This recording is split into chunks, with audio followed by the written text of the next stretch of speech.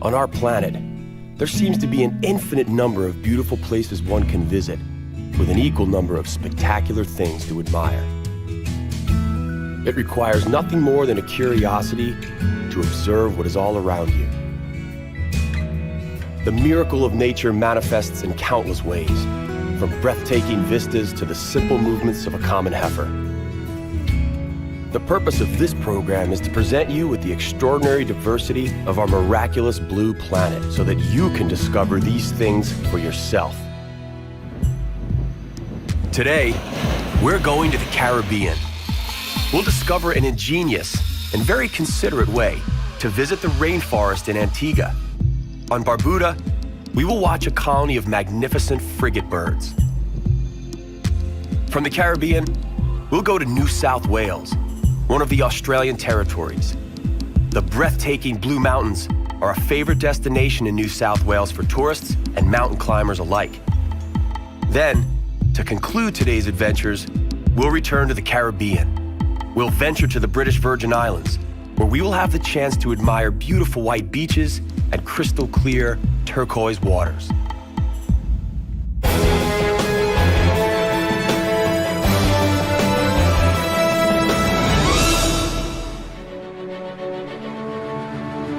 Antigua lies where the Caribbean meets the Atlantic Ocean. Anthropologists believe that this island was inhabited as early as the Stone Age. However, it was only discovered by the Europeans when Christopher Columbus made his second sail in 1493. Having endured a short-lived dispute between the French, English, and Spanish, Antigua became a part of the British Empire in 1657.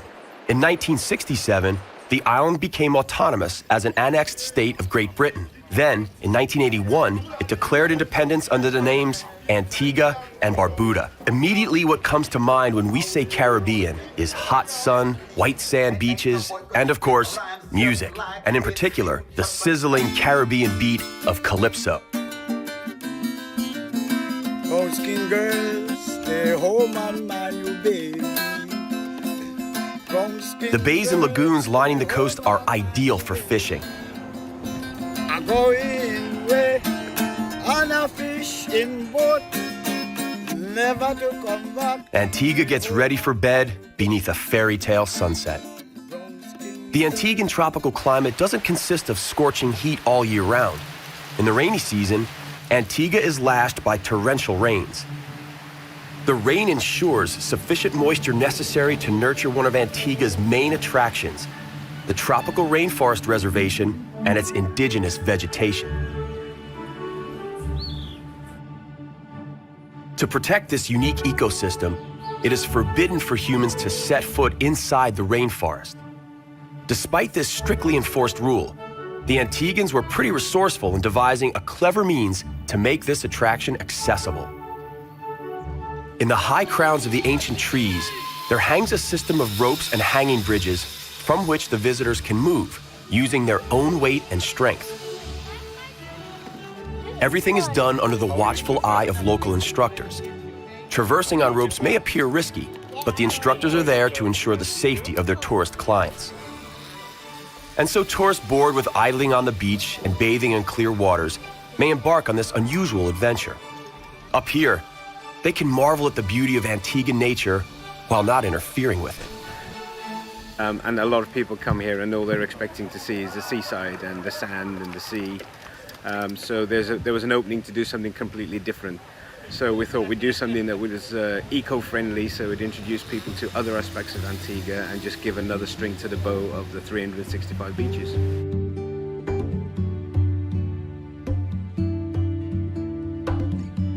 Antigua's elaborate coastline offers plenty of hidden bays and lagoons. During their rule, the English picked a bay in the south of one of the islands to create a port. It was given the simple name, the English Harbor. Today it serves yacht enthusiasts from around the world. On the eastern part of the island, there is a fascinating rock formation known as the Devil's Bridge.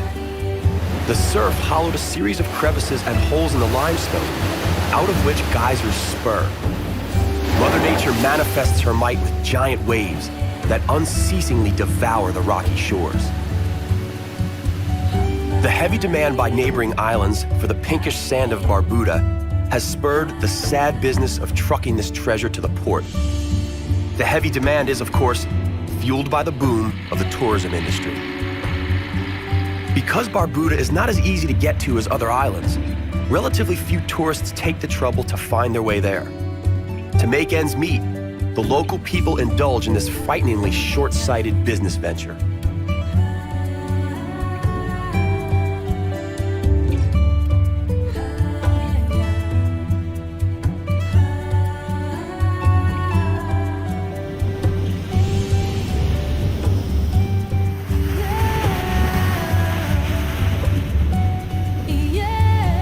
The beaches here are as lovely and unspoiled as you would find on any of the neighboring islands.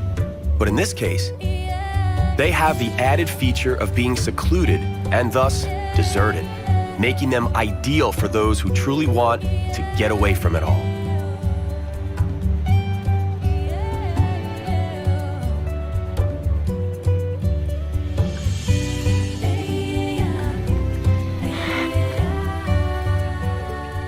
Acquiring the traditional tropical treat, some coconut, requires considerable skill and agility.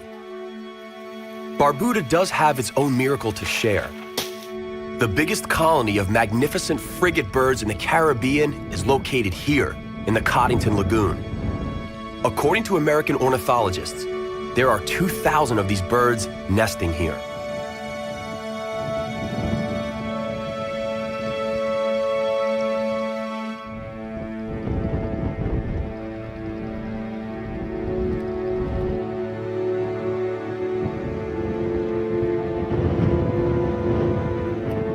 The birds sport a crimson lobe sac on their necks, which somehow resembles a heart.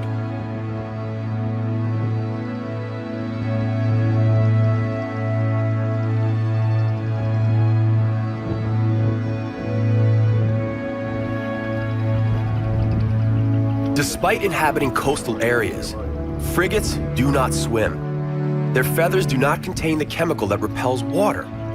As a result, if a frigate bird comes in contact with the water, it simply cannot fly again. Incredibly, frigate birds have a highly developed sense of solidarity. Should a bird fall into the water, others will come to the rescue, trying to use their beaks to fish the fallen bird out and carry it high into the air. When they get their friend to a sufficient altitude, they drop him. The idea being that as the bird's wings dry out from the warm air, he will be able to resume flying and hunting. During the mating season, the lobe sacs of the male birds inflate to admirable proportions. Female frigates lay a single egg a year. After the eggs have hatched, they diligently look after their young.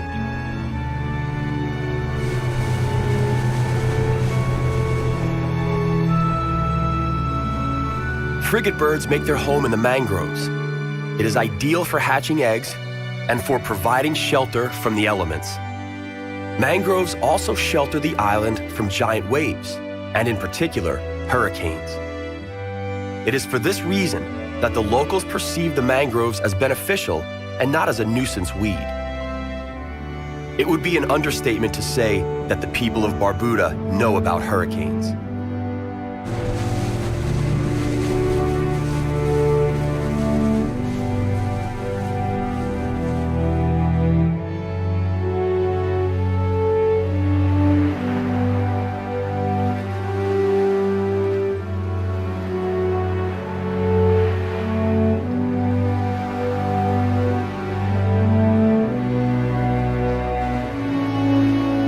And so we must bid farewell to the islands of Antigua and Barbuda.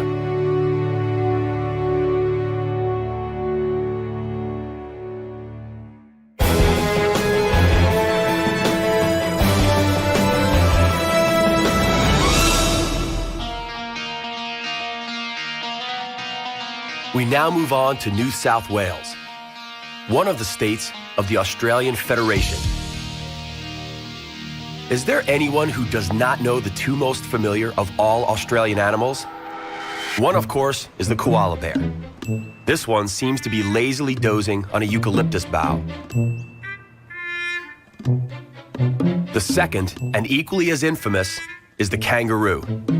They are so dear to the Australian people, they are included as part of the Australian national emblem. They mostly inhabit an area known as the heart of the country.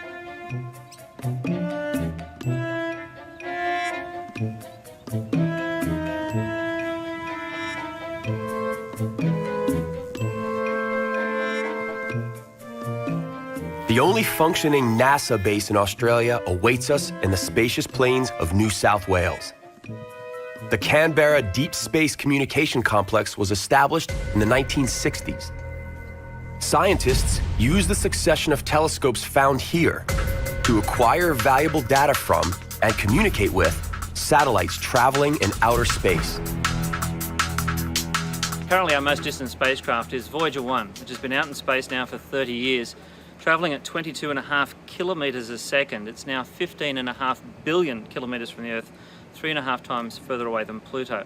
The signals come back to us at the speed of light, taking 14.5 hours to reach our planet, and the signal we reach through our big antennas here is 20 billion times weaker than the power of a watch battery. So it's literally a whisper from deep space. In the 1960s, the CDS-CC satellites assisted communications between NASA and the Apollo lunar module. The crew of Apollo 11 brought back a 3.8 billion-year-old moonstone, which is now displayed here, commemorating their collaboration with NASA during that 1969 mission. Needless to say, the CDS-CC is a bit of an exception in New South Wales. The majority of the land area is used for agricultural purposes.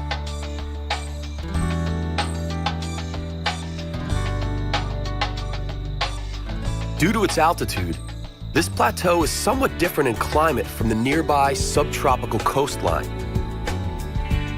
The landscape has an almost European feel to it.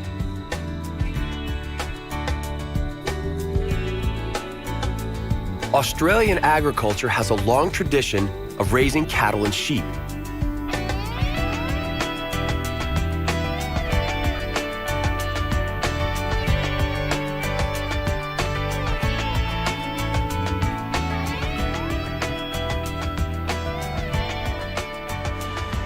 On the other hand, Sydney, the capital of New South Wales, is known for great surfing and kiting opportunities.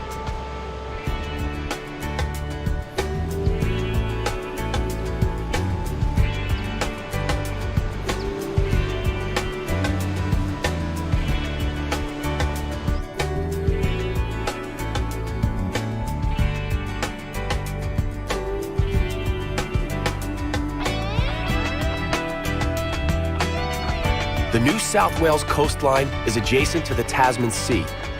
Seabirds of all kinds thrive here.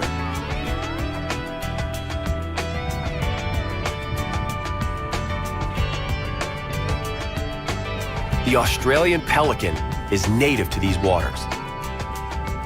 The question is, who happens to be the superior fisherman, the pelican or the human?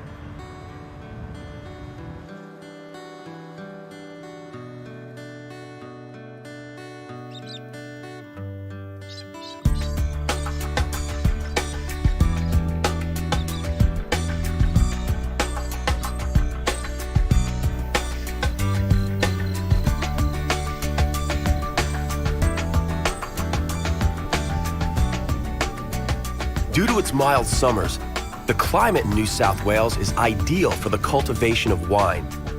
Since other parts of Australia have high temperatures during the summer, grapes from other parts of the country suffer from high sugar content and are only used for making dessert wines. The wine from the Hunter Valley region of New South Wales is superb. Wine has been cultivated here since 1858, when an Englishman, Edward Tyrrell, planted the very first vineyard here. It has become a time-honored tradition in the last century and a half.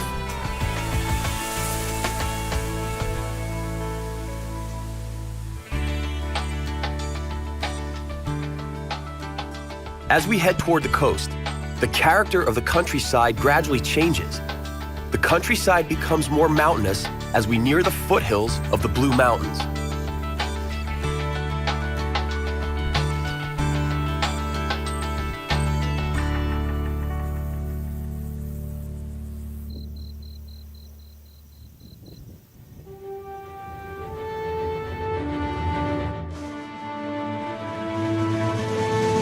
The Blue Mountains form a part of the Australian Great Dividing Range.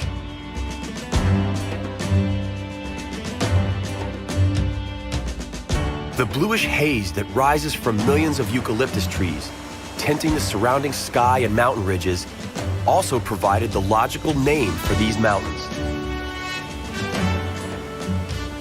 During the early days of colonization, the Blue Mountains represented an insurmountable barrier to westward progress. The first pioneers followed river valleys, but their efforts were always brought to an abrupt halt by vertical rock faces. The mountain massifs had to first be conquered in order for the plains of New South Wales to be made accessible for settlement.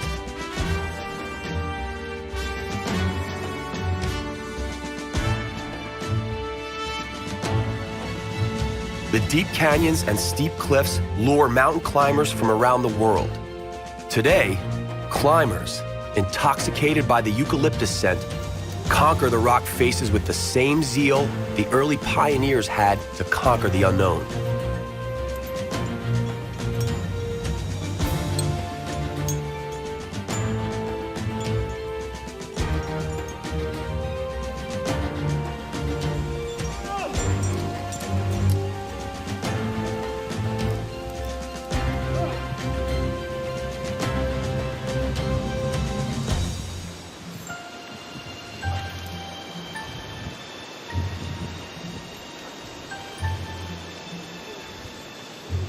The local technological wonder is the zigzag railway. In the middle of the 19th century, engineers racked their brains trying to find possible solutions to the challenge of building a railway in such a terrain. The result was a series of turnback ramps, a sort of auxiliary structure built into the rock. This ingenious system would have been forgotten in time had it not been for a bunch of enthusiasts. In the 1970s, they rebuilt the tracks, 2 tunnels, and a number of viaducts to create a picturesque steam engine train tour on this route. Such a steep ascent may be viewed as a metaphor for the development of the whole Australian society. Don't forget, Australia started out as a British penal colony before evolving into a warm and welcoming sovereign state. But now, it's time for us to return to the Caribbean.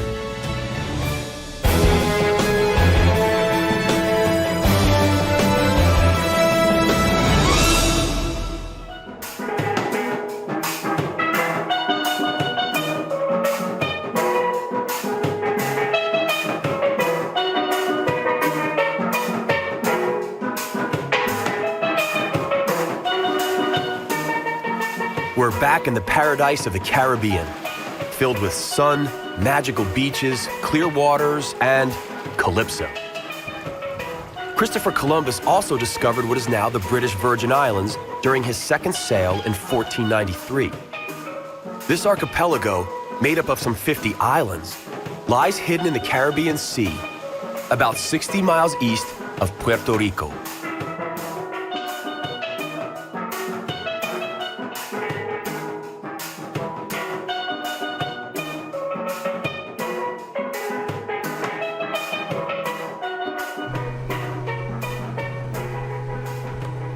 This stunning place was inhabited by a South American tribe of Indians called the Arawak as early as the year 100 AD. In the 15th century, the Arawak tribe was driven out by the more aggressive Carib tribe. Subsequently, in the 16th and 17th centuries, the Dutch, French, Spanish, Danish, and British all fought for influence throughout the area. Great Britain emerged victorious, and the islands have been under its administration ever since. The islands became an independent British colony in 1960 and gained wider autonomy 7 years later. Tortola is the main island, and its capital is called Road Town. There are a great number of other, smaller islands, many of which have private owners. When it comes to holiday venues, few places can beat a private island in the Caribbean. The multimillionaire Richard Branson has his very own island here called Necker Island. One of the neighboring islands is owned by the Amway Company. The prominent New York psychiatrist Henry Jarecki is also an island owner.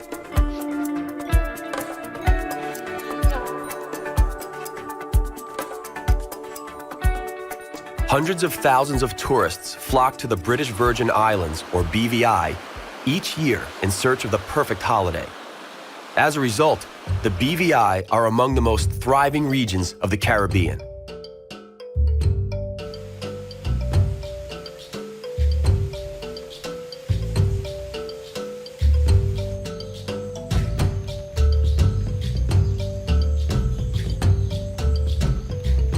Thanks to the immense efforts of local ecologists, the surrounding nature remains pristine and unspoiled.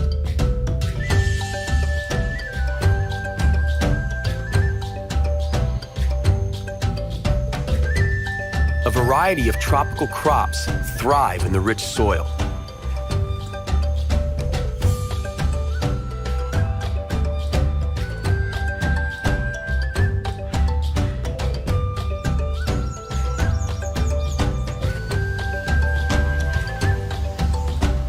What I have in my hand here, it is a breadfruit, come from the breadfruit tree that introduced by Captain Bligh from Tahiti. Now, breadfruit was brought here mainly to feed the slaves in the 17th century. It is one of the local food staples. When cooked, it closely resembles potatoes or freshly baked bread.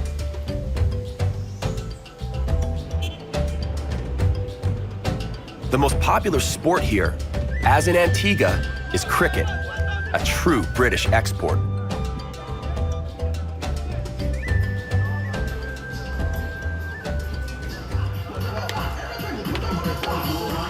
The hot climate entices visitors and locals alike to dance.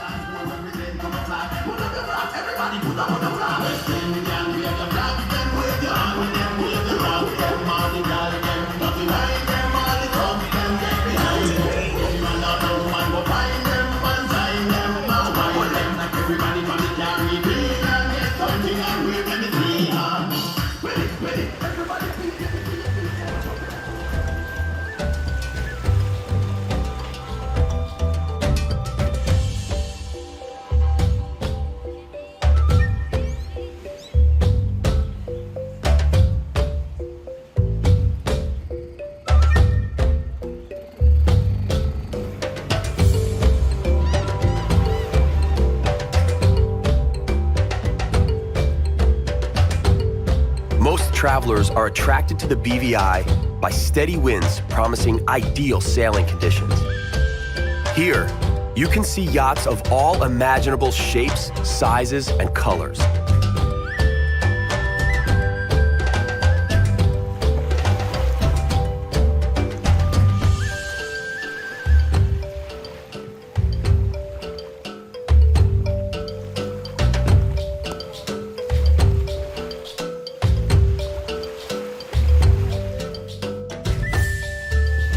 Evening sets over the British Virgin Islands.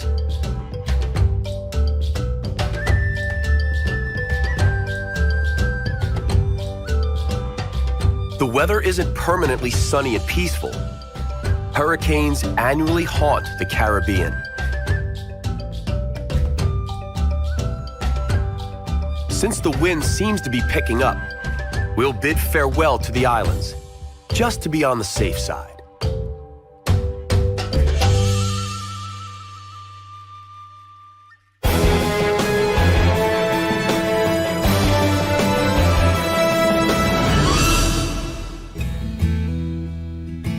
Our journey to the miraculous nooks of our planet comes to an end, for now.